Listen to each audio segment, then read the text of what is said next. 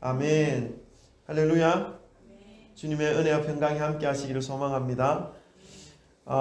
오늘 제가 아주 기쁜데 우리 앞에 계신 할머니가 같이 예배 드리러 오셨어요. 환영하고 축복합니다. 아멘. 감사합니다. 우리 지난 한 주간 동안 계속해서 이태원 참사에 대한 말들을 접하면서 참 마음 아픔과 답답한 심정을 느끼고 지내온 것 같습니다. 왜 아픈 마음이었냐 하면 그 젊은 생명들이 정말 하나님을 알았을까? 예수 그리스도의 그 십자가를 알고 있었을까? 복음이 그들에게 전해졌을까 하는 마음 때문이었습니다. 다행히도 복음이 전해졌다면 인간적인 아픔과 슬픔은 어쩔 수 없겠지만 그래도 우리가 천국에서 다시 만날 수 있으리라는 그 믿음 때문에 슬픔은 잠시라도 멈춰줄 수 있겠는데, 복음이 전해지지 않은 채로 그 참사 속에서 희생이 되었다면 목회자의 한 사람으로서 정말 너무나 안타깝고 아픈 마음이 들게 하는 참사가 아닐 수 없다라는 그런 느낌, 그런 마음이었습니다. 그러면서 마음에 품는 생각은 부족한 힘이지만 복음을 좀 더 열심히 전하자, 닫혀있는 마음이 열릴 수 있는 그런 복음을 전할 수 있도록 하나님께 구하자 하는 그런 마음이었습니다. 이 마음을 좀 함께 공유하고 또 함께 복음을 전할 수 있는 그런 귀한 성도님들 되시기를 간절히 소망합니다. 우리 오늘도 말씀을 받기 전에 우리 돌아보시고 사랑 고백 나누고 말씀 안으로 들어가겠습니다. 돌아보시고 사랑합니다, 축복합니다, 잘 오셨습니다, 할렐루야, 할렐루야, 아멘. 너무 기쁩니다. 여러분, 최근에 우리나라에 일어나는 많은 일들을 보면서 목회자로서 참 많이 혼란스럽다라는 생각이 듭니다. 한 가지의 사건을 놓고 저마다 바라보는 시각이 너무나 다르고 또 그에 따라서 오고 가는 메시지들이 완전히 대립적인 의미로 해석되는 것을 보면서 이것을 어떻게 해야 하는가 하는 마음이 들 때가 많습니다. 이런 답답한 마음을 제가 기도하는 시간에 또 하나님 앞에 토로하고 또 하나님께 막 말씀을 드렸는데 한 가지 깨닫게 하는 것이 있었습니다. 그것은 왜 그렇게 말들에 많이 귀를 기울이고 있느냐, 그런 말들에 왜 그 귀를 많이 열어놓고 있는가 하는 것에 대한 하나님의 말씀이었습니다. 하나님의 말씀에 더 많은 귀를 열어놓고 말씀을 붙잡고 살아가야 할 것 아니냐 하는 하나님의 음성, 마음속에 깨달음을 주시는 것을 느낄 수가 있었습니다. 앞으로 저와 여러분이 살아가는 세상이 더욱 혼란스러운 그런 시대가 될 수 있을 텐데, 오늘은 이러한 시대 속에서 우리가 어떠한 모습과 어떠한 마음으로 믿음을 지켜야 할 것인지에 대하여 오늘 본문 말씀을 통해서 살펴보고 하나님의 말씀에 순종하는 바른 믿음으로 살아가시는 저와 여러분 되시기를 소망하는 마음으로 말씀을 전하겠습니다. 우리가 하나님의 말씀을 정말 체계적으로 우리가 알아듣기 쉽게 만들어 놓으신 인물이 있습니다. 기독교 역사상 하나님의 구원의 계획과 예수 그리스도의 그 구원과 역사와 그 구원으로 이어지는 믿음의 삶에 대하여 가장 깊이 있게 그리고 잘 설명해 놓으신, 그리고 본인도 진실되게 그러한 삶을 살았던 그러한 사람이 있습니다. 바로 사도 바울이죠. 오늘은 바울을 통해 기록하게 하신 이 디모데전서 1장 17절부터 20절까지의 말씀을 통해서 혼란스럽고 무엇이 바른 것인지 분별해내기가 점점 어려워지는 이 시대에 어떻게 믿음을 붙잡고 믿음을 세워가야 할 것인지를 우리가 함께 깨닫게 되는 그런 시간을 가지기를 소망합니다. 말씀을 통하여 주시는 깨달음의 은혜가 이 시간 여러분 한 분 한 분에게 임하시기를 주님의 이름으로 축복합니다. 우리가 이 시대를 살아갈 때에 반드시 깨달아야 하는 거 한 가지, 첫 번째는 뭐냐면요, 우리는 우리의 인생을 누구를 위해서 살아가야 하는 것인지를 분명히 알아야 한다는 것입니다. 오늘 17절 말씀 한번 볼까요? 누구를 위해서 우리가 살아가야 할 것인지를 우리 17절 말씀에서 우리 한번 좀 발견하시기를 바랍니다. 우리 한번 다 같이 읽어보겠습니다. 17절 다 같이 읽습니다. 시작. 영원하신 왕 곧 썩지 아니하고 보이지 아니하고 홀로 하나이신 하나님께 존귀와 영광이 영원 무궁하도록 있을지어다. 아멘. 할렐루야. 바울은 영원하신 왕, 썩지 않고 보이지 않고 홀로 하나이신 오직 하나님께만 존귀와 영광을 올려드릴 것을 선포하고 있습니다. 하나님께 영광과 존귀를 올려드린다는 것은 어떤 것을 의미하는 것일까요, 여러분?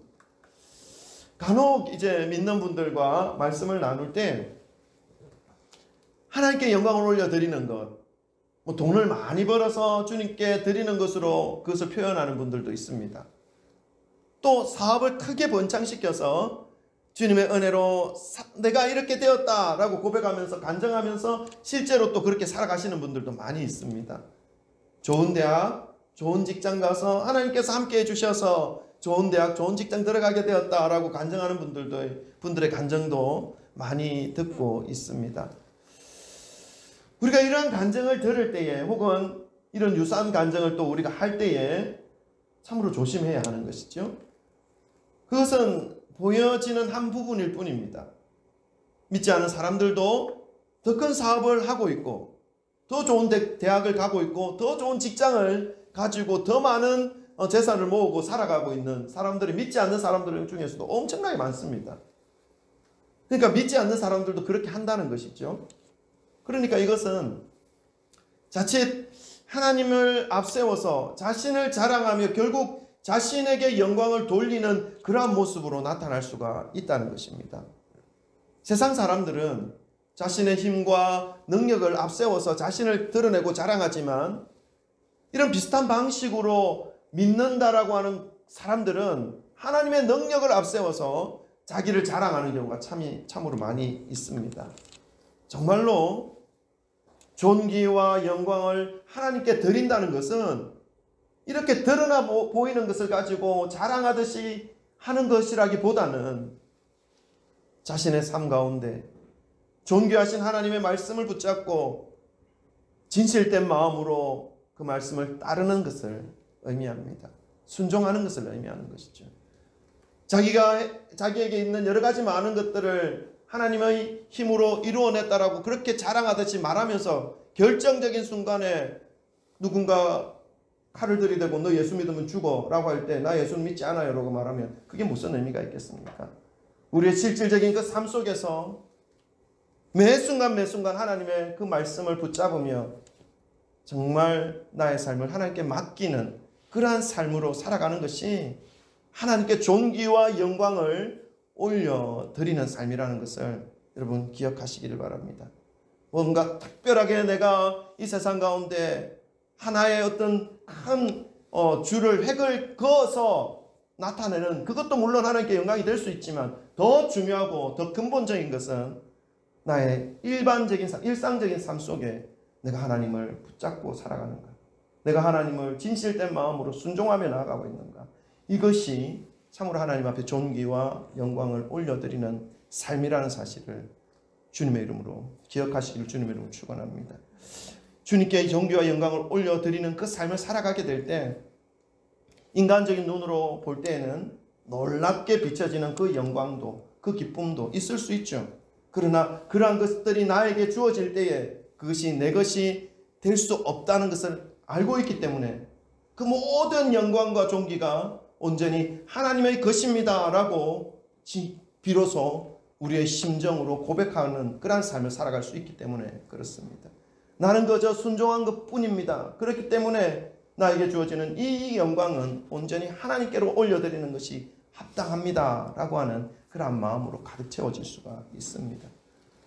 그 모든 것이 하나님께 돌려져야 하는 것임이 그것에 흔들림 없는 그런 감사의 마음이 가득 차 있기 때문에 그래서 주님 한 분만으로 나는 기뻐할 수 있습니다 라고 고백하게 되는 것이죠. 내가 이루어놓았던 그 성공, 내가 모아놨던 그 부, 내가 이루어놨던 나의 그 위치가 다 허물어진다 할지라도 주님 한 분만으로 나는 만족합니다 라고 고백하는 그 고백을 할 수 있게 되는 것이죠. 사랑하는 성도 여러분, 아무리 많은 말들이 들리는 이 혼란스러운 시대 가운데 우리가 살아가고 있지만 하나님의 말씀 앞에서 이러한 믿음과 이러한 삶으로 모든 존귀와 영광을 주님께 올려드리시는 그러한 삶을 사시기를 주님의 이름으로 축원합니다. 두 번째, 우리가 이 혼란스러운 시대에 흔들리지 않고 기억하고 살아야 할 것은 우리는 주님의 교훈과 예언을 따라 선한 싸움을 싸워야 한다는 것입니다. 우리 본문 말씀 18절 19절도 한번 읽어볼까요? 본문 말씀 18절 19절 다 같이 읽습니다. 시작. 아들 디모데야, 내가 너에게 이 교훈으로서 명하노니 전에 너를 지도한 예언을 따라 선한 것으로 그것으로 선한 싸움을 싸우며 믿음과 착한 양심을 가지라. 어떤 이들은 이 양심을 버렸고 그 믿음에 반해서는 파선하였느니라. 아멘. 여러분, 바울은 그 목회의 여정 속에서 디모데를 포함한 많은 성도들에게 예수 그리스도의 교훈과 예언을 가르쳤습니다.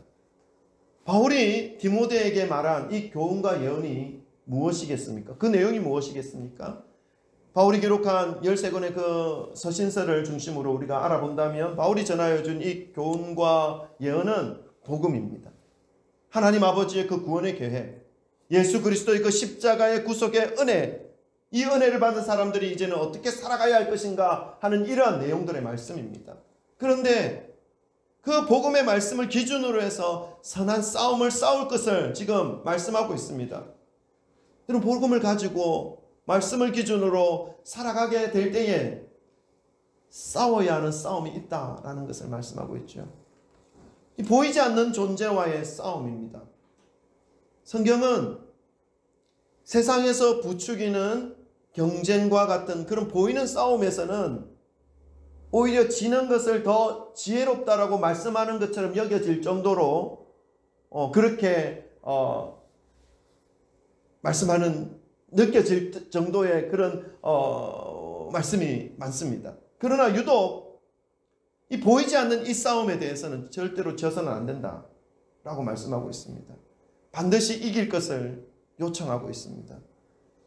이 싸움에 대해서 베드로 사도도 베드로전서에 기록한 말씀이 있습니다. 우리 1장 5절부터 9절도 한번 읽어볼까요? 베드로전서 1장 5절부터 9절. 이 싸움에 대해서 어떻게 해야 할 것인지에 대한 부분입니다. 우리 한번 다 같이 또박또박 함께 합독해 보겠습니다. 다 같이 읽습니다. 시작. 너희는 말세에 나타나기로 예비하신 구원을 얻기 위하여 믿음으로 말미암아 하나님의 능력으로 보호하심을 받으라. 그러므로 너희가 이제 여러 가지 시험으로 말미암아 잠깐 근심하게 되지 않을 수 없으나 오히려 크게 기뻐하는도다. 너희 믿음의 확실함은 불로 연단하여도 없어질 금보다 더 귀하여 예수 그리스도께서 나타나실 때에 칭찬과 영광과 존귀를 얻게 할 것이니라. 예수를 너희가 보지 못하였으나 사랑하는도다. 이제도 보지 못하나 믿고 말할 수 없는 영광스러운 즐거움으로 기뻐하니 믿음의 결국 곧 영혼의 구원을 받음이라. 아멘. 주님이 주시는 구원을 얻기 위하여 믿음의 삶을 살아가게 될 때 필연적으로 여러 가지 시험이 있다라고 말씀하고 있습니다. 이 시험은 유혹으로 우리를 믿음에서 무너뜨리려고 하는 그 유혹으로 찾아올 수도 있지만 핍박으로 찾아올 수도 있습니다. 지금 베드로 사도가 이 말씀을 기록한 이때는 온 세상 가운데 예수님을 믿는 그 믿음 하나 때문에 사람이 죽어가고 있는 그런 상태 속에 핍박 속에 놓여져 있을 때 이 글을 기록한 것입니다. 우리의 믿음을 무너뜨리려고 하는 세상의 유혹뿐만 아니라 물리적으로 우리를 가해하는 그러한 핍박이 찾아올 수도 있다라는 것입니다. 그러한 핍박 속에서도 우리가 붙잡아야 할 것은 우리를 영원한 생명으로 이끌어가고 계신 그 예수 그리스도의 은혜와 복음이라는 사실을 여러분 잊지 마시기를 바랍니다. 또한 야고보서에도 야고보 선생님도 이 비슷한 말씀을 하였습니다. 야고보서 4장 1절부터 3절입니다. 이것도 우리 또박또박 한번 같이 읽어보겠습니다. 다 같이 한번 읽어보겠습니다. 시작. 너희 중에 싸움이 어디서부터 다툼이 어디로부터 나느냐? 너희 지체 중에서 싸우는 정욕으로부터 나는 것이 아니냐? 너희는 욕심을 내어도 얻지 못하여 살인하며 시기하여도 능히 취하지 못함으로 다투고 싸우는도다. 너희가 얻지 못함은 구하지 아니하기 때문이요 구하여도 받지 못하면 정욕으로 쓰려고 잘못 구하기 때문이라. 아멘. 자신의 정욕과의 싸움이 있다는 것입니다. 자신의 욕심과의 싸움이 있다는 것입니다. 그것은 아직도 이 믿음 안에서 진리 안에서 온전히 자신의 그 모든 삶을 내려놓지 못한, 자신의 그 모든 삶을 진리 앞에 무릎 꿇지 못한 그러한 상태에 있기 때문에 싸워야 하는 싸움인 것이죠. 그러니까 말씀을 들어도 그 말씀 앞에서 복종할 수 없고 말씀으로 인해 삶이 변화되는 것을 좀처럼 이루어낼 수 없기 때문에 이 싸움이 계속 일어나는 것입니다. 기도를 하여도 하나님이 구하는 것을 구하고 기도하는 것보다는 자기가 원하고 자기의 욕망을 채우려고 하는 그러한 자기중심적인 기도를 하고 있는 그러한 모습이 참으로 많이 있습니다. 바울은 디모데에게 믿음의 길을 가는 것에 있어서 이 싸움을 선하게 싸우라 말씀하고 있습니다. 악하게 싸우라가 아니라 선하게 싸우라는 것입니다. 여러분, 어떻게 선하게 싸울 수가 있습니까? 그것을 우리가 이제 세 번째로 알아야 될 거죠. 우리 세 번째, 우리 한번 따라해 볼까요? 이거는 따라합니다. 우리가 싸워야 하는 싸움의 도구는 시작. 믿음과 착한 양심입니다. 시작. 믿음과 착한 양심입니다. 여러분, 이 영적인 싸움, 보이지 않는 싸움을 선하게 싸우라고 말씀하셨는데 어떻게 싸우는 것이 선하게 싸우는 거냐 하면 믿음과 착한 양심으로 싸우는 것입니다. 믿음에서 벗어나고 악한 마음으로 싸워서는 안 된다라는 것을 말씀하고 있는 것이죠. 죄로 물들어 있었던 존재가 주님의 은혜로 구원의 은총을 받게 되면 가장 먼저 일어나는 변화가 있습니다. 그것은 믿음으로 인해서 양심이 회복되는 그러한 것이죠. 이전에는 그냥 일상적인 삶을 살아도 별로 양심의 가책이라나 뭐 이런 것들을 느끼지 못했는데 나는 괜찮게 살고 있어 라고 하면서 살아가고 있었는데 예수님의 은혜로 인해서 구원을 받고 믿음이라는 것이 심령 속에서 이제 자라나기 시작되었을 때에 그때부터는 지금까지는 죄로 여겨지지 않았던 그 일상의 자신의 삶들의 모습과 행동과 이 언어 생활들이 이 양심을 통해서 내가 죄로 물들어 있었구나 하는 것을 깨닫게 됩니다. 그래서 가장 먼저 바뀌는 것이 기도의 모습이죠. 왜 기도의 모습입니까? 기도하지 않고는 이 선한 양심이 믿음으로 인해서 탄생되어진 이 선한 양심이 알려주는 자신 속에 있는 이 어둠의 죄들을 해결할 방법이 없다는 것을 깨달았기 때문이죠. 그래서 기도의 줄을 더욱더 붙잡고 주님의 은혜를 더욱더 간절히 구하게 되는 그러한 모습으로 나타나게 됩니다.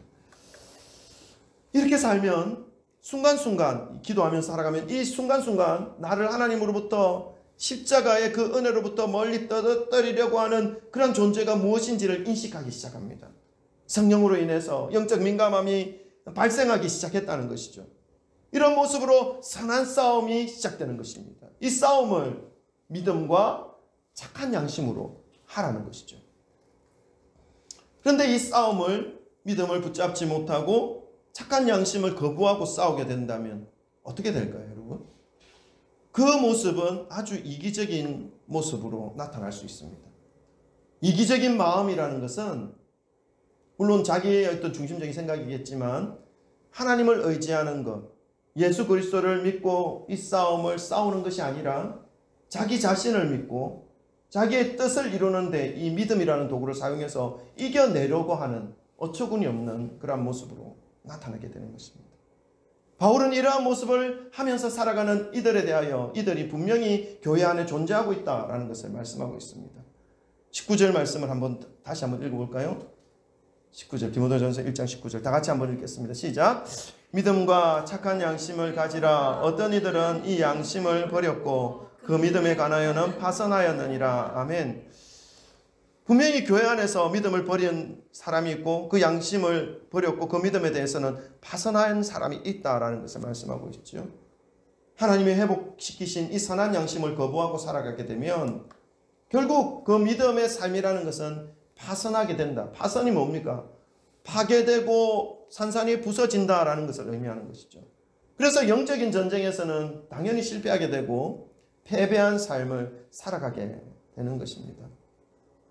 예수님 당시에 예수님께서 그렇게 회개할 것을 촉구하셨음에도 불구하고 그 마음의 양심을 따르지 못하고 돌이키지 못했던 그 유대인들, 바리새인들, 그 모습이 인간적인 눈으로 볼 때는 높은 수준의 삶을 사는 것 같고 어떤 천국에 가장 먼저 들어갈 것처럼 여겨지는 그런 모습으로 비춰졌지만 결국 그들은 선한 양심을 잃어버렸고 믿음에 대한 파선하였기 때문에 가장 먼저 이 천국의 주인공의 대열에서 벗어나게 되는 그러한 존재가 되어버린 것입니다. 바울은 오늘 그런 사람들이 초대교회에도 있었음을 말씀해주고 있죠. 20절 말씀도 우리 한번 읽어볼까요? 20절 다 같이 함께 읽겠습니다. 시작. 그 가운데 후메네오와 알렉산더가 있으니 내가 사탄에게 내어준 것은 그들로 훈계를 받아 신성을 모독하지 못하게 하려 함이라. 아멘. 정말로 안타까운 일입니다. 후메네오와 알렉산더, 이들이 누구인지를 성경은 잘 알려주고 있지 않습니다. 긴 설명이 없습니다. 그러나 교회 안에서 믿음과 선한 양심을 저버린 사람으로 소개되어지고 있습니다. 그렇게 믿음에 대해서 떠나고 선한 양심을 저버린 그러한 사람으로 됨으로 인해서 믿음이 파산하였다라고 말씀하고 있죠. 그리고 바울은 그들을 사탄에게 내어주었다라고 말합니다. 신성을 모독을 하지 못하게 하기 위해서. 여러분, 사탄에게 내어주었다라고 이 말이 얼마나 무서운 말입니까?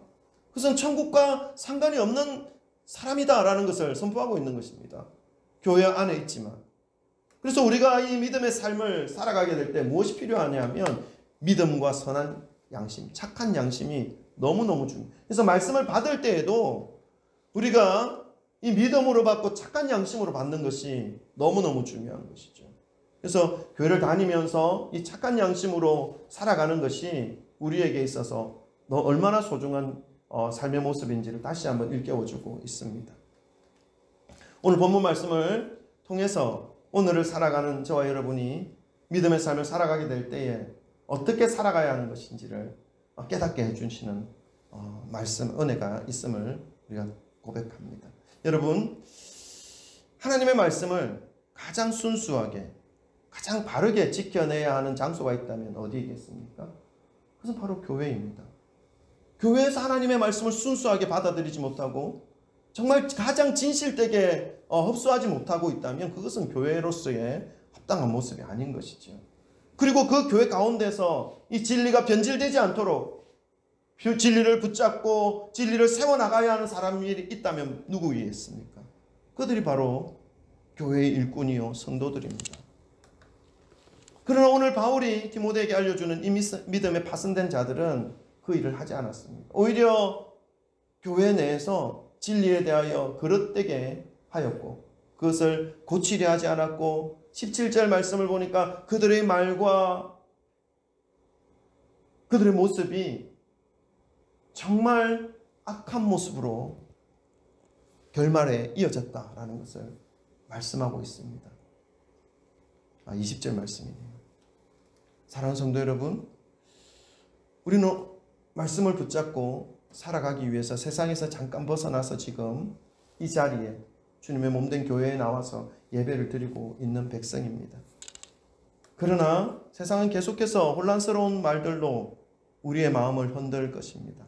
그리고 그 각자가 주장하는 그 말에 동참시켜서 그 말을 하는 세력들이 더욱더 자신의 힘을 크게 나타내려고 하는 그러한 일들을 꾸미고 계획할 것입니다. 이러한 때에 우리가 해야 할 일이 무엇입니까? 우리가 가장 가치 있는 것을 붙잡아야 하는 것이죠. 상황에 따라 이렇게 저렇게 자신을 합리화하여 자신의 세력을 넓혀 어떻게든 싸워서 이기려고만 하는 그런 죄인의 노예들의 세력에 말에 붙잡히는 것이 아니라 어떤 환경과 어떤 상황 속에서도 변질되지 않는 동일하신 하나님의 말씀을 유일하신 진리 하나님의 말씀으로 붙잡아야 한다라는 것입니다. 그래야 나중에 주님 앞에 섰을 때 부끄러울 것이 없는 주님의 일꾼으로 하나님으로부터 인정받을 수 있다라는 것을 기억하셔야 하는 것이죠. 하나님의 말씀을 순수한 믿음과 선한 양심, 착한 양심으로 받아들이지 않을 때에 우리들의 모습 역시 오늘 믿음에 파선한 인물들, 후메네오와 알렉산더, 이런 사람들의 모습이 되어서 자신도 모르는 사이에 악한 종량이 되어 하나님과 상관없는 그런 모습이 되어버릴 수도 있다라는 사실을 여러분 기억하시기를, 경계하시기를 주님의 이름으로 축원합니다. 말하는 것은 오늘도 선포되어지는 이 하나님의 말씀 앞에서 온전한 믿음과 착한 양심으로 순수한 마음으로 말씀을 받으셔서 주님께 부끄럽지 않은 그러한 일꾼으로 인정받는 모든 분들이 되시기를 주님의 이름으로 축원합니다. 그래서 이 땅에 하나님의 말씀이 바르게 세워지게 하는 거룩한 주춧돌들이 되시기를 주님의 이름으로 간절히 축원합니다. 우리 기도할까요? 오늘 말씀을 기억하시면서 우리 기도합시다. 오늘 여러 가지 많은 세상의 말들이 우리의 시선을 흔들고 또 우리의 마음을 분산시킵니다. 그러나 우리가 기억해야 할 것은 우리의 삶을 어디에 누구에게 존귀와 영광을 올려드려야 하는 것인가? 이것은 명확합니다. 보이지 않는 분, 썩지 않는 분, 영원하신 분, 홀로 한 분이신 여호와 하나님께 우리의 모든 존귀와 영광을 올려드려야 하는 존재가 바로 우리들이죠. 그리고 그러한 길을 가는 데에 있어야 싸워야 할 그 싸움, 선한 싸움이 있다는 것입니다. 그 싸움을 말씀을 중심으로, 말씀을 붙잡고 그리고 믿음과 착한 양심으로 이루어 나갈 때에 하나님의 영광 받으신다는 것입니다. 우리는 이 부분을 기억하면서 우리가 일상을 삶을 살아가게 될 때 하나님을 붙잡으며 하나님의 뜻을 의지하며 주님과 함께 동행하며 이 삶을 살아낼 수 있는 그런 저와 여러분 될 수 있도록 하나님 이끌어달라고 도와달라고 우리 함께 주여 세 번으로 기도하도록 하겠습니다. 기도합니다. 주여